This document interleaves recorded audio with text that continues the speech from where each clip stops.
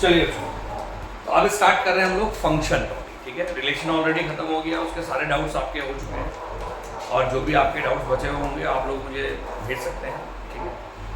अब सुनोगे ध्यान से, नया टॉपिक स्टार्ट कर रहे हैं हम लोग क्लास 12 का फंक्शन टॉपिक। पर यार देखो, क्लास 12 का फंक्शन टॉपिक स्टार्ट करने से पहले मुझे ऐसा लगता है कि थोड़ा सा हमें 11th क्लास के बारे में थोड़ा जानना होगा। मतलब before I start function topic of class 12, पहले हमें 11th क्लास का थोड़ा सा फंक्शन की जानकारी लेनी पड़ेगी। तो मुझे लगता है कि एक या दो लेक्चर हम लोग सिर्फ और सिर्फ क्या करेंगे, 11th क्लास के फंक्शन के बारे में जानेंगे, ठीक है। ज्यादा से ज्यादा एक लेक्चर, मतलब एक लेक्चर तो कम से कम होना चाहिए जो कि 11th क्लास को कन्वे करे। देखो सबसे पहले हम लोग बात करते हैं कि फंक्शन होता क्या है। तो अगर हम बात करते हैं बच्चों फंक्शन होता क्या है, तो बताइए फंक्शन क्या होता है, कुछ आइडिया बताओ भाई अभिषेक, फंक्शन क्या होता है? Special kind of relation. कैसा रिलेशन होता है स्पेशल काइंड? मतलब इसमें स्पेशल काइंड क्या है? जो प्री इमेज होगी उसकी सिर्फ एक ही इमेज होगी। वही कह रहा है कि जो प्री इमेज होगी उसकी सिर्फ एक ही इमेज होगी, ठीक है। हर्ष भाई क्या बोलते हैं आप फंक्शन के बारे में, कोई जानकारी रखते हैं आप साहब? कोई आइडिया नहीं, बोलो भाई फंक्शन। रिकॉर्डिंग। अब देखो भाई बताओ आशीष क्या होता है फंक्शन? कोई बात नहीं, आने दो, आवाज उसकी भी जरूरत है। हाँ बताओ भाई। यार याद होना चाहिए ना, यार किसी से भूलोगे थोड़ा यार। अक्षत क्या होता है फंक्शन? जैसे अगर दो सेट है, अगर एक दूसरे को रिलेट कर रहे हैं, ठीक है। जैसे सेट ए का एलिमेंट अगर बी को मतलब वो कर रहा है, रिलेट कर रहा है, हाँ तो उससे देखो यार, ये भी रिलेट करेगा। ये पूरा का पूरा चैप्टर जो है ना फंक्शन की डेफिनेशन पे बेस्ड है।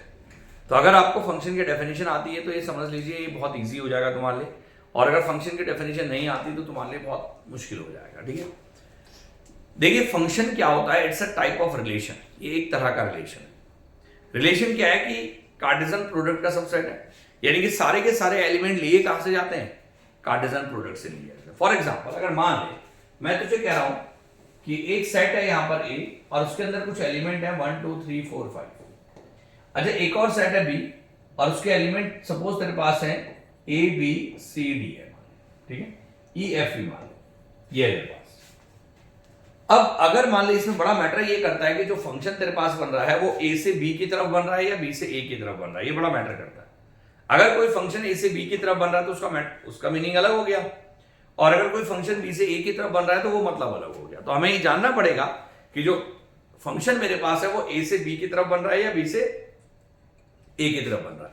अगर मान ले कोई फंक्शन है और वो ए से बी की तरफ बन रहा है, तो यानी कि हम लोग क्या करेंगे, a tends to b, a to b हो गया ना, यानी कि यहां पर जो फंक्शन बन रहा है वो क्या बन रहा है, ए टू बी, तो यानी कि ए टेंड्स टू बी, ये है मेरे पास फंक्शन। Got it not? अब ये जो फंक्शन मेरे पास बन गया ए टू बी, तो इस फंक्शन के बारे में थोड़ा सा ज्ञान समझिए। देखिए क्या होता है कि अगर ए टू बी बन रहा है कोई फंक्शन, तो हम ए के सारे एलिमेंट को मान ले स्टूडेंट और बी के सारे एलिमेंट को मान ले स्कूल। ए के सारे एलिमेंट को क्या मान ले, स्टूडेंट मान ले, और बी के सारे एलिमेंट को हम मान लेते हैं स्कूल। तो फंक्शन ये कहता है कि अच्छा एक बात याद रखना, फंक्शन एक तरह का रिलेशन होता है ये रिलेशन ही, मतलब इसके एलिमेंट भी कार्टेशियन प्रोडक्ट से ही लिए जाते हैं। अब अगर सपोज मैं आपसे कह रहा हूं कि there is a function from A to B, और ए को मैं कह रहा हूं स्टूडेंट और बी को मान रहा हूं स्कूल, तो रूल ये कहता है कि हर बच्चे का स्कूल जाना जरूरी है। पहला नियम क्या है, हर बच्चे का स्कूल जाना अनिवार्य है। और दूसरा नियम यह है कि एक बच्चा सिर्फ एक ही स्कूल में जाएगा, यानी कि एक बच्चा एक से ज्यादा स्कूल में नहीं जा सकता। Every student has to go to school and each child will go to a single school, exactly one school, not more than one. Got it? तो मतलब if there is a function from A to B, if every element of A has exactly one image present in B, यानी कि अगर कोई function A से B की तरफ बन रहा है तो A का हर एक एलिमेंट की सिर्फ और सिर्फ एक इमेज होनी चाहिए, किसमें, B में। तब हम बोलेंगे कि क्या है, A B की तरफ क्या बन रहा है, फंक्शन बन रहा है। Got it not? फंक्शन का एक और नाम है, फंक्शन को हम लोग मैप भी बोलते हैं। क्या बोलते हैं? मैप।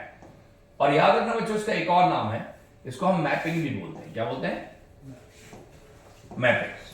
मतलब फंक्शन का एक नाम है मैप और इसका एक और नाम है मैपिंग, और हिंदी में इसको बोलते हैं फलन। क्या क्या? फलन, फलन। फॉर फलन, फलन ठीक है, ये इसको हिंदी में बोलते हैं। खैर चलो हिंदी तो हम पढ़ नहीं रहे, मतलब और नामकरण है उसका, जिस तरह नाम आलोक है वैसे फलन है फंक्शन का मतलब। अब सुनो, अब अगर हम बात करते हैं, समझ में आगे नहीं आए, तो f such that a tends to b is a function, इसको लिख रहा हूं देखिएगा, is a function if every element of a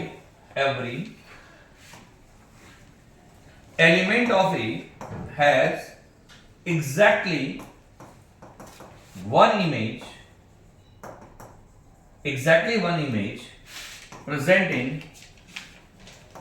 B, यानी कि A के हर एक एलिमेंट की सिर्फ और सिर्फ एग्जैक्टली एक इमेज होनी चाहिए किसमें? B में। तो तब हम बोलेंगे ये क्या है? फंक्शन है, अदरवाइज ये फंक्शन नहीं है। गॉट इट और नॉट? अब क्या होता है, मान ले मैं तुझे कह रहा हूं क्योंकि इसकी हर एक की इमेज होनी चाहिए, मैंने तुझे कहा सपोज 1 ने B से रिलेट किया, 2 ने B से रिलेट किया, 3 ने D से रिलेट किया, 4 ने F से, 5 ने E से। तो अब A के, अब क्योंकि फंक्शन A टू B चल रहा था, तो जो A के एलिमेंट होते हैं बच्चों उनको क्या कहा जाता है? डोमेन। यानी कि इस केस में जो डोमेन हो गया, डोमेन का एक और नाम है क्या? Pre image. इसको हम लोग प्री इमेज भी बोलते हैं, ठीक है, that is also called pre image. तो अगर मैं बोल रहा हूं आपसे कि डोमेन है, तो डोमेन का मतलब A के वो एलिमेंट जो रिलेट करते हैं, क्योंकि सारे एलिमेंट रिलेट करते हैं, तो A के हर एक एलिमेंट को डोमेन की कैटेगरी में रखा जाता है 1 2 3 4 5। अब क्योंकि हम एनडी की भी तैयारी कर रहे हैं, साथ साथ हम आईटी की भी तैयारी कर रहे हैं, तो हमें इस डोमेन के क्वेश्चंस भी करने हैं। जो प्रैक्टिस सेट में दूंगा उसमें डोमेन के भी काफी क्वेश्चंस होंगे, ठीक है। आज देखते हैं। अब डोमेन के बाद तुम्हारे पास आता है कोडोमेन। अब कोडोमेन का मतलब अगर कोई रिलेशन ए से बी की तरफ बन रहा है, तो बी के हर एक एलिमेंट को कोडोमेन बोला जाएगा, चाहे वो रिलेट करे चाहे वो रिलेट ना करे। बी के हर एक एलिमेंट को क्या बोला जाएगा? कोडोमेन बोला जाएगा। Got it now? दूसरा, अब इसके बाद बी के वो एलिमेंट जो रिलेट कर जाते हैं उन्हें बोलते हैं हम रेंज। बेटा बी के वो एलिमेंट जो रिलेट करते हैं उन्हें रेंज बोला जाता है। और रेंज तेरे पास क्या आ गया? बी के वो एलिमेंट जो रिलेट कर रहे हैं, यानी कि बी डी ई एफ, ये आप करेंगे। और रेंज का एक और नाम है इमेज। बात समझ में आ गया? तो आपके पास डोमेन क्या हो गया, कोडोमेन क्या हो गया, रेंज क्या हो गया, क्लियर हो गया। अब कुछ पॉइंट्स आपके पास है। फंक्शन समझ में आ गया? बताओ पहले जनरली क्या होता है बच्चों, जब हम बात करते हैं जनरली, इन जनरल वे बात करो, असल में क्या होता है कि यहां अगर, अब जब मैं फंक्शन की बात कर रहा हूं, तो अगर मान ले ए टू बी कोई सेट है, अब ए टू बी सेट है, तो ए के एलिमेंट को हम जनरली एक्स बोलते हैं और बी के एलिमेंट को क्या बोलते हैं? वाई। अब ऐसा क्यों बोलते हैं? याद रखना, दो तरह के वेरिएबल हमारे पास होते हैं, एक होता है डिपेंडेंट वेरिएबल, एक होता है इंडिपेंडेंट वेरिएबल। जो x हमारे पास होता है वो इंडिपेंडेंट वेरिएबल होता है, और जो y होता है वो डिपेंडेंट वेरिएबल होता है। तो जो डिपेंडेंट वेरिएबल होता है वो इंडिपेंडेंट वेरिएबल की क्या होता है? फंक्शन होता है। तो इसलिए हम लोग कहते हैं y is a function of x। यानी कि अगर यहां y है, अब इसके बीच में मान ले f फंक्शन बन रहा है, तो हम जनरली क्या कहते हैं कि y is a function of x। एक बार फिर बता दो। देखो, दो तरह के वेरिएबल होते हैं, एक होता है डिपेंडेंट, एक होता है इंडिपेंडेंट। अगर एक के बढ़ने या घटने का दूसरे के बढ़ने या घटने पे असर पड़ रहा है, तो जो असर डाल रहा है वो कहलाएगा इंडिपेंडेंट, और जिस पे असर पड़ रहा है वो कहलाएगा डिपेंडेंट। भेजे में घुस गया? तो जो डिपेंडेंट वेरिएबल होता है वो इंडिपेंडेंट वेरिएबल का क्या होता है? फंक्शन होता है। यानी कि y is a function of x। इसलिए हम लोग क्या करते हैं, y को क्या लिखते हैं? y is equal to F x. तो कोई भी हमसे कहे कि भैया फंक्शन क्या है, तो भेजे में बिठा लेना, फंक्शन का मतलब क्या है? y। दो एक्सिस होती है ना भाई, उसे y क्या है? फंक्शन है। अगर मैंने आपसे कहा फंक्शन बढ़ रहा है सर, y बढ़ रहा है, मैंने कहा फंक्शन टूट रहा है सर, y टूट रहा है, बात समझ में? मैंने कहा फंक्शन डिक्रीज हो रहा है सर, y डिक्रीज हो रहा है, मतलब जो ग्राफ बनेगा उसमें y की वैल्यू क्या होगी? कम होती चली जाएगी अगर डिक्रीज के केस में। तो जहां पर ये फंक्शन शब्द आएगा समझ लेना वो किसके लिए बात कर रहा है, y के लिए बात कर रहा है। तो जो मैं x की वैल्यूज पुट करता हूं उसको कहते हैं इनपुट। यानी कि अगर हम बात करते हैं डोमेन की, तो डोमेन का मतलब होता है the value of x which can be put।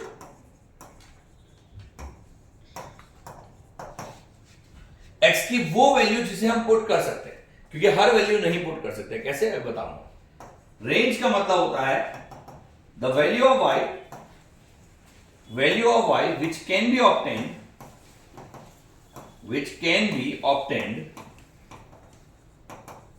by putting x। मतलब x की जो वैल्यू आपने पुट करी है या कर सकते हो उसको तो बोला गया डोमेन, और x की वैल्यू पुट करके जो तुझे y मिला उसको कहा गया रेंज। भेजे में घुसा। तो डोमेन का मतलब the value of x which can be put, जिसको हम पुट कर सकते हैं, और रेंज का मतलब y की वैल्यू जो कि x की वैल्यू को पुट करके आया। भेजे में घुस गया। ठीक है, चलिए इसे नोट करिए फिर आगे बढ़ते हैं।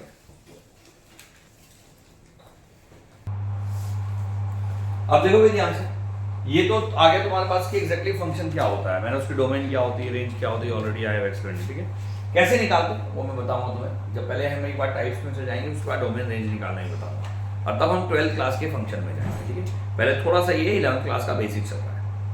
अब इसका 11th क्लास में आप लोगों ने पढ़ा था, अगर तुम्हें थोड़ा बहुत याद हो तो टाइप्स ऑफ फंक्शंस याद है। Yes sir. तो भाई मेरे पास कुछ टाइप्स ऑफ फंक्शंस थे। अच्छा, फंक्शन वर्ड मैंने ऑलरेडी आपको बता दिया कि यार फंक्शन क्या होता है, y की वैल्यू होती है। अगर हम बात कर रहे हैं पिक्चर फंक्शन क्या है, तो फंक्शन का मतलब क्या होता है, द वैल्यू ऑफ y। मतलब y को ही फंक्शन बोलते हैं बेसिकली। अगर मान लीजिए मैं कह रहा हूं आपसे टाइप्स ऑफ फंक्शंस की बात करो, तो कुछ टाइप है फंक्शन की। देखिए पहला टाइप मेरे पास जो है फंक्शन का वो है कांस्टेंट फंक्शन। अब देख नाम से पता लग रहा है यार कांस्टेंट फंक्शन, तो यानी कि फंक्शन का मतलब y, तो यानी कि y कांस्टेंट हो गया। Yes sir. भाई फंक्शन का मतलब y है ना, और y यहां पर क्या हो गया, कांस्टेंट हो गया। तो अगर y यहां पर कांस्टेंट हो गया तो हम इसका ग्राफिकल रिप्रेजेंटेशन सोच, हर चीज का ग्राफिकल रिप्रेजेंटेशन आपको पता होना चाहिए। ठीक है, देखिए अगर कोई कांस्टेंट फंक्शन है तो ऐसा फंक्शन, ऐसी लाइन जो कि x एक्सिस की क्या हो, पैरेलल। तो अगर x के पैरेलल हम बनाएंगे तो that is called constant function. ये आपका कांस्टेंट फंक्शन है। ठीक है, यानी कि f such that real tends to real, जब fx बराबर क्या हो जाए, कोई कांस्टेंट हो जाए, और fx का मतलब क्या होता है, y होता है। ठीक है, तो fx क्या हो गया, कांस्टेंट हो गया, यानी कि y बराबर कांस्टेंट हो गया तेरे पास। इसको बोलेंगे y बराबर k, यानी कि ये डिस्टेंस तेरे पास k है। गॉट इट और नॉट? ठीक है, अब ये सोचो थोड़ा सा, मैं दो चीजें लिख रहा हूं, वैसे तो बहुत सारी चीजें इसमें नोट करने लायक हैं और उतना टाइम नहीं है क्योंकि सब 11th क्लास में मैंने आपको पढ़ाया था। भाई पहले हमारे पास जो आ गया वो ये आ गया कि डोमेन क्या है। तो अगर हम बात करते हैं बच्चों कि डोमेन क्या है इसमें, तो डोमेन की वैल्यू आ गई तुम्हारे पास कोई भी रियल नंबर। भाई डोमेन क्या आ गया तुम्हारे पास, कोई भी रियल नंबर। अब डोमेन के पुनः आ जाए, अब डोमेन आ गया कोई भी रियल नंबर, और इसके बाद तुम्हारे पास आ गया रेंज। तो रेंज की वैल्यू आ गई k। बता क्यों? y बराबर k है, और को डोमेन आ गया कोई भी रियल नंबर, क्योंकि रियल टू रियल चल रहा है। अब मैं बात करूं कांस्टेंट फंक्शन की, तो कांस्टेंट फंक्शन क्या होता है, ना तो इंक्रीजिंग होता है ना ही डिक्रीजिंग होता है, क्योंकि ये कांस्टेंट होता है। Yes sir. ठीक है, दूसरा हम बात करते हैं, देखो बहुत सारी चीजें हैं जो हमें समझनी पड़ेगी। एक, ना तो ये आपका इंक्रीजिंग होता है ना ही ये डिक्रीजिंग होता है। ठीक है, इसके अलावा जो कांस्टेंट फंक्शन होता है बच्चों, याद रखिएगा, वैसे लिखा है टर्म्स में, मुझे लग रहा था कि ना लिखा हूं पर चलो लिखा है सारे पॉइंट। 2 पॉइंट ये आगे डोमेन और रेंज, को डोमेन तो क्लियर है तुम्हारा। तीसरा होता है कि जो fx is equal to k होता है बच्चों, वो क्या होता है, is even function, is an even function. क्या होता है, इवन फंक्शन। देखो इवन फंक्शन क्यों होता है कि अगर मैं x को -x से रिप्लेस करूं, x को -x से अगर रिप्लेस करा जाए तो फंक्शन में कोई असर नहीं पड़ता। मतलब कारण क्या है, क्योंकि fx तेरे पास k है, और k का मतलब k इंटू एक्स की पावर 0। तो अगर मैं x को -x से रिप्लेस करूं तो ये k इंटू -x की पावर 0 हो जाएगा। Yes sir. तो f -x is equal to ये k ही रहेगा भाई, क्योंकि माइनस एक्स के बाद जीरो भी तो 1 ही होगा। तो यानी कि f माइनस एक्स की वैल्यू fx ही तो हो जाएगी। Yes sir. तो अगर f माइनस एक्स की वैल्यू fx होती है तो उसको हम लोग इवन फंक्शन बोलते हैं, याद रखेंगे। इसे क्या बोलते हैं? इवन फंक्शन बोलेंगे। ये आपने 11th क्लास में पढ़ा भी होगा, अगर नहीं पढ़ा है तो कोई बात नहीं, मैंने दोबारा बता दिया। इवन फंक्शन क्या होता है? जब f माइनस एक्स बराबर fx हो जाता है। अब इसी केस में समझ में आ गया इवन क्या होता है। अब ऑड उसके बाद बताऊंगा। अगर मान ले f minus x minus fx होगा तो उसे ऑड फंक्शन कहेंगे, वो आगे चल के बताऊंगा। चौथा, और क्या समझ में आ रहा है इस क्वेश्चन में बताओ? पीरियोडिक है। fx is equal to k जो है इज अ पीरियोडिक फंक्शन। बेटा पीरियोडिक फंक्शन हम ऐसे फंक्शन को बोलते हैं, ध्यान दीजिएगा, कोई भी फंक्शन पीरियोडिक फंक्शन तब होता है जब y की वैल्यू इनफाइनाइट बार रिपीट करती है। जब y की वैल्यू क्या होती है? इनफाइनाइट बार रिपीट कर रही है। अब क्योंकि y की वैल्यू k है, अब कितनी बार रिपीटेशन हो रहा है? इनफाइनाइट बार। पर जो जब वो सबसे पहली बार रिपीट होता है जीरो ओरिजिन के बाद, तब उसको उसका पीरियड बोलते हैं। पर यहां समस्या क्या है कि सबसे पहली बार तो वो एकदम से रिपीट हो गया, जिस वैल्यू को एग्जैक्टली हम कैलकुलेट नहीं कर सकते। तो हम क्या कहते हैं कि fx is equal to k is a periodic function but its period can't be determined. हम उसके पीरियड को डिटरमाइन नहीं कर सकते। नॉट डिफाइंड नहीं बोलेंगे, कांट बी डिटरमाइंड। समझ में आया? क्योंकि नॉट डिफाइंड बोलेंगे तो फिर इसका मतलब डिफाइन ही नहीं है, जबकि ऐसा नहीं ना। वो क्या है? हम उसको डिटरमाइन नहीं कर सकते, पता नहीं कर सकते उसको। मैनी और इनटू। इसके अलावा एक फंक्शन और होता है जिसकी कैटेगरी अब हम 12th में पढ़ेंगे, वो होता है 1 1, वो होता है मैनी वन, वो होता है ऑन टू, वो होता है इनटू। अभी आगे चल के पढ़ेंगे, पर अभी फिलहाल क्योंकि नोट्स लिखा रहा हूं तो साथ साथ बता रहा हूं। कोई भी फंक्शन अगर स्ट्रिक्टली इंक्रीज या स्ट्रिक्टली डिक्रीज होता है तब वो 1 1 होता है। 1 1 का मतलब क्या हुआ भाई? 1 1 का मतलब हुआ कि अगर मान ले ये a है ये b है, तो x के डिफरेंट वैल्यू के लिए y की भी डिफरेंट वैल्यू हो। मतलब 1 ने अगर a से रिलेट किया तो 1 किसी और से रिलेट नहीं कर सकता। 1 तो खैर नहीं कर सकता, वो तो फंक्शन की डेफिनेशन है। ए के साथ कोई रिलेशन, मतलब a के साथ कोई और रिलेट नहीं कर सकता। मतलब डोमेन भी है और रेंज भी है। मतलब समझ में आया नहीं है? Yes sir. तो अब 2 ने c से रिलेट किया, 3 ने b से, चल जाएगा। ये 1 1। जो आपका कांस्टेंट फंक्शन होता है वो 1 1 नहीं हो सकता, क्योंकि x की इनफाइनाइट वैल्यूज के लिए y की वैल्यू क्या है? k है। तो वो 1 1 नहीं है, वो क्या है? मैनी वन है। तो मैनी वन है, तो हम लोग क्या कहेंगे बच्चों? fx is equal to k is many one function. क्या है? Many one function. Got it और नॉट? बोलो सर ये वाला नहीं है। बेटा मैनी वन क्यों है? अगर x की मैंने डिफरेंट वैल्यू पुट की, मैंने 1 पुट किया तब भी k आया, 2 पुट किया तब भी k आया, 3 पुट किया तब भी k आया, तो मैनी वन। बात समझ में आ गया? तो दैट इज नॉट 1 1, ठीक है। अब दूसरा आता है तुम्हारे पास fx is equal to k is not is into function. अब इनटू क्या होता है देख समझ। कोई भी फंक्शन अगर कोडोमेन बराबर रेंज हो जाए तो उसे कहते हैं ऑन टू, और अगर कोडोमेन रेंज के बराबर नहीं है तो उसे कहते हैं इनटू। अब यहां कोडोमेन तो आ गया रियल, यस सर। क्योंकि रियल टू रियल था, और रेंज आ गया सिर्फ के। तो codomain does not equal to range, तो हम लोग क्या कहेंगे? ये कैसा फंक्शन है? Into function. ऑन टू नहीं है ना ये, not at onto. Onto नहीं है, इसलिए क्या है ये? Into function. तो हर एक चीज में। अच्छा दूसरी चीज, डिफरेंशिएट बिल्कुल सही बात है। अब fx is equal to k जो है इज कंटिन्यूअस फंक्शन। क्यों है कंटिन्यूअस? देख भाई, ब्रेक नहीं हो रहा ना। इस फंक्शन में कोई भी ब्रेकेज नहीं है भाई, कहीं टूट होना ना। Yes sir. तो अगर टूट नहीं रहा तो इसका मतलब कैसा फंक्शन है ये? कंटिन्यूअस। कंटिन्यूअस है, लगातार चल रहा है। 8वां डिफरेंशिएट। बेटा fx is equal to k is differentiable function. Differentiable क्यों है? क्योंकि इसका डिफरेंशिएशन हर पॉइंट पे पॉसिबल है। हर पॉइंट पे बेटा इसका डिफरेंशिएशन क्या है? पॉसिबल है। डिफरेंशिएबल कब पॉसिबल नहीं होता? या तो शार्प टर्न बन रहा हो, जैसे वी शेप का यहां पर टर्न बन गया शार्प, तब इस पॉइंट पे डिफरेंशिएबल नहीं होता। डिफरेंशिएशन आपने 11th क्लास में पढ़ा था, याद करो। डिफरेंशिएशन का मतलब होता है स्लोप ऑफ टेंजेंट। तो टर्निंग पॉइंट पे स्लोप और टेंजेंट पॉसिबल नहीं होती, इसलिए वहां पर डिफरेंशिएशन नहीं होता। दूसरा, अगर कोई कर्व कहीं पर टूट रहा है तो भी वो जहां पर वो टूट रहा है, जहां पर वो ब्रेक हो रहा है, वहां पर वो डिफरेंशिएबल नहीं होता। गॉट इट और नॉट? तो मेरे पास क्या है कि ये डिफरेंशिएबल नहीं है। Is that clear? Yes sir. बोलो, समझ में आ गया? आलोक बहुत देर से कहता है नाम नहीं बोल रहा हूं। आलोक आ गया? Yes sir. तो भाई f(x) = a is differentiable function. ठीक है भाई, चलिए नोट करिए इसको फटाफट, फिर आगे बढ़ते हैं। मुझे ऐसे लग रहा है छूट रहा देखिए इनटू फंक्शन जो होता है, क्या बोल रहे हैं आप? इनटू फंक्शन, इनटू फंक्शन जो होता है,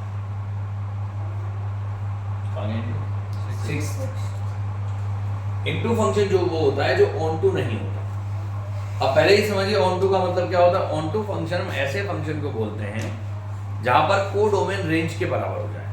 अब यहाँ कोडोमेन तो हो गया रियल नंबर, रेंज हो गया के।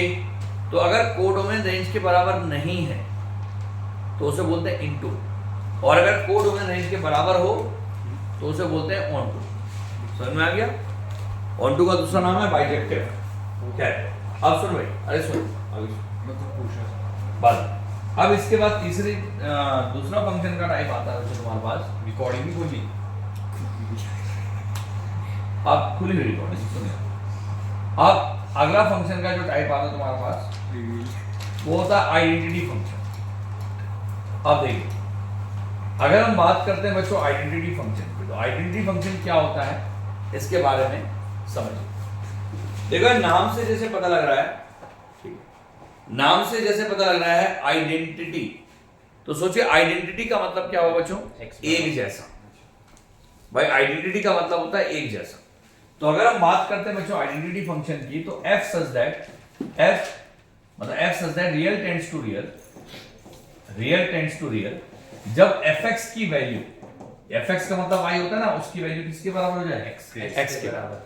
यानी कि जहां पर y और x दोनों बराबर हो जाए उसको क्या कहते हैं हम लोग? आइडेंटिटी फंक्शन कहते हैं। जहां पर y और x दोनों बराबर हो जाए, तो अगर y और x दोनों बराबर हो जाए उसको आइडेंटिटी कहते हैं। तो सोचिए इसका ग्राफिकल रिप्रेजेंटेशन कैसे होगा? बड़ा सिंपल। अगर y और x बराबर हो जाए, हम इसका ग्राफ बनाओ जैसे हम 10th क्लास में बनाते हैं, तो क्या करेंगे? जब x वही y, जैसे 0, 0, 1, 1, 2, 2, 3, 3, ये इसको सेटिस्फाई करेंगे। अब जब हम सबको सेटिस्फाई करा करके हम एक लाइन बनाएंगे बच्चों, तो लाइन तुम्हारे पास कैसे बनेगी बताओ? वो जो लाइन आप बनाएंगे वो एक स्ट्रेट लाइन बनेगी। सोचो just like that. Yes sir. तो ये जो लाइन तेरे पास बनेगी, इस लाइन को क्या कहेंगे हम लोग? y बराबर x। ये y बराबर एक्स है। x तेरे पास होगा। ठीक है, क्लियर है बच्चों? जैसे इस लाइन को मैं बनाया था वाली, जस्ट लाइक दैट। ये y बराबर x। तो y बराबर x लाइन बन गई, तो इसको बोलेंगे हम लोग y बराबर x बन। अब ये जो y बराबर x जो होती है लाइन, ये x के पॉजिटिव डायरेक्शन में जो एंगल बनाती है वो π/4 या 45 डिग्री का एंगल बनाती है। याद रखेंगे? Yes sir. अब इस ग्राफ को देख करके मुझे बहुत सारी चीजें समझ में आ रही है। मुझे पहली चीज तो ये समझ में आ रही है, इसके नोट देखिए लिख रहा हूं मैं यहां पर। पहली चीज ये समझ में आ रही है कि जो डोमेन है वो डोमेन यहां पर कोडोमेन के बराबर है, और साथ ही साथ क्या है बच्चों? वो रेंज के भी बराबर है। क्योंकि सोचो रियल टू रियल है, कोडोमेन रेंज डोमेन तो बराबर है, बोलो। और रेंज इसकी क्या है? Real number. क्यों? अरे भैया y की हर एक वैल्यू तो सेटिस्फाई कर रही है, ऊपर तक जा रही है। Yes sir. ऐसा तो हो नहीं रही y की कोई वैल्यू एग्जिस्ट नहीं कर रही है, तो इसका मतलब रेंज भी क्या हो गया? y की सारी वैल्यू तो कोडोमेन बराबर domain is equal to range. Yes sir. जब भी कोडोमेन रेंज के बराबर हो जाए तो ये ऑन टू फंक्शन हो जाता है। बताया मैंने अभी? Yes sir. तो हम लोग दूसरा केस क्या कहेंगे कि fx is equal to x जो है इज ऑन टू। अच्छा, ऑन टू का दूसरा नाम है सर्जेक्टिव फंक्शन। आगे पढ़ेंगे अभी। तीसरी चीज, अब fx बराबर x जो है इज 1, 1।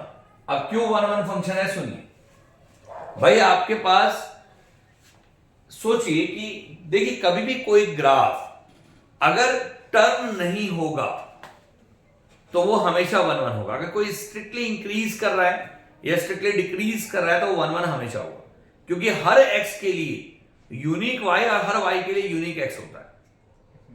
सो जो रिपीट थोड़ा कर रही है वाई की वैल्यू, एम आई राइट और रॉन्ग? ना तो एक्स की वैल्यू रिपीट कर रही है। तो अगर ऐसा कभी हो तो इसका मतलब समझ जाइएगा वो क्या है, 1 1 है। ग्राफिकली बता, ठीक है भाई। चौथी चीज, जो एफ एक्स बराबर एक्स है वो इज ऑड फंक्शन है। वो कैसा फंक्शन है बच्चों? Odd function. अब सुनिए ऑड फंक्शन किसे कहते हैं वो भी समझ में आ जाएगा। भाई अगर एफ एक्स बराबर एक्स है और मैं एक्स को माइनस एक्स से रिप्लेस कर तो यहां माइनस एक्स आ जाएगा। Yes sir. यानी कि जो f माइनस एक्स की वैल्यू है वो माइनस तो ऐसे रहा और x का मतलब एफ एक्स हो गया। तो अगर f माइनस एक्स आपका माइनस एफ एक्स के बराबर आ जाए तो ये कैसा फंक्शन है बच्चों? Odd function. Odd function. समझ में आया नहीं है? Yes sir. अब सुनिए अगली चीज, छठी चीज, पांचवी। जो एफ एक्स बराबर एक्स है इज नॉट पीरियोडिक। वो पीरियोडिक नहीं है। Yes sir. क्योंकि पीरियोडिक तभी होगा जब आपके पास पीरियोडिक फंक्शन कब होगा बच्चों? जब हर एक्स के लिए एक ही वाई। अरे कैसी बात है, नहीं एक टाइम पीरियोडिक तब होगा जब y की वैल्यू इनफाइनाइट बार रिपीट करेगी, उसको पीरियोडिक बोलते हैं। पता नहीं क्या बोलते हैं, याद है। छठी चीज, अब समझ में आया नहीं है? Yes sir. ये ऑड फंक्शन है, पीरियोडिक ये है। डिफरेंशिएबल। अब fx इज स्ट्रिक्टली, इंक्रीजिंग। जो fx is equal to x है वो इज स्ट्रिक्टली इंक्रीजिंग फंक्शन। ये हमेशा इंक्रीजिंग फंक्शन है। भाई ये सुनो, अगर x के बढ़ने के साथ y की वैल्यू लगातार बढ़ते रहे तो ये स्ट्रिक्टली इंक्रीजिंग फंक्शन है। मतलब x बढ़ा और उसके साथ y भी क्या हो गया? बढ़ता चला गया। बोलो। सर ये ऐसे डिक्रीजिंग भी तो होगा क्योंकि x घटेगा तो y भी घटेगा। हम अरे कहां कर रहे हैं? x घटेगा तो ऐसे थोड़ा ना जाएंगे हम, लेफ्ट टू राइट जाएंगे। तो लेफ्ट टू राइट में तो x बढ़ता है ना हमेशा, हाँ। ठीक है, हमेशा लेफ्ट टू राइट सोचता है। ठीक है। अब सुनिए सातवीं चीज, जो F x is equal to x है ये इंक्रीजिंग फंक्शन हो गया। ये सारी कहानी मैंने तुम्हें बता दी। अब एफ एक्स बराबर एक्स जो है तुम्हारे पास क्या हो गया? इंक्रीजिंग हो गया, इज कंटिन्यूअस फंक्शन। भाई कंटिन्यूअस क्यों है? क्योंकि ये लगातार बढ़ रहा है। भाई कहीं पर भी टूट नहीं रहा ना, यस तो ये कंटिन्यूअस फंक्शन। आठवीं चीज, जो एफ एक्स बराबर एक्स है इज डिफरेंशिएबल। ये डिफरेंशिएबल फंक्शन आ गया। डिफरेंशिएबल एवरीवेयर, आप इसको एवरीवेयर भी लिख सकते हैं। अच्छा इसमें भी आप कंटिन्यूअस एवरीवेयर लिख सकते हैं। मतलब हर जगह पे क्या होगा? ये कंटिन्यूअस होगा, हर जगह पे ये डिफरेंशिएबल होगा। एक बात और याद रखना बच्चों, अगर कोई भी फंक्शन का इंक्रीजिंग डिक्रीजिंग चेक करना है तो आप सिर्फ उसका डिफरेंशिएशन का नेचर चेक कर लो। क्यों होता है उसको बाद में बताएंगे। अगर किसी भी फंक्शन का डिफरेंशिएशन किसी इंटरवल में पॉजिटिव आ जाए तो वो इंक्रीजिंग कहलाता है और नेगेटिव आ जाए तो वो डिक्रीजिंग कहलाता है। अगर मैं एफ एक्स बराबर एक्स को डिफरेंशिएट करूं तो एफ डैश एक्स बराबर 1 आएगा और 1 क्या होता है? पॉजिटिव, तो इसलिए इंक्रीजिंग। आगे भेजिए में क्यों होता है, क्यों कैसे, उसको बाद में बताएंगे। और स्ट्रिक्टली वर्ड में और इंक्रीजिंग में क्या अंतर होता है वो भी बाद में बताएंगे, वो बात की चीज है। पर अभी जस्ट क्योंकि मैंने पॉइंट्स लिखाए इसलिए बता। आगे समझे सारे पॉइंट? यस। तो ये इतनी चीजें होती हैं एफ एक्स बराबर एक्स से रिलेटेड। नोट करिए इसको फटाफट। और मेरे हिसाब से अभी 2 टाइप मैंने आपको बताए हैं। अब नेक्स्ट वीडियो में मैं आप लोगों को बताऊंगा आगे के टाइप्स। अभी 11 का 1-2 लेक्चर और चलेंगे, फिर उसके बाद हम 12th को कंटिन्यू करेंगे। ठीक है, थैंक यू।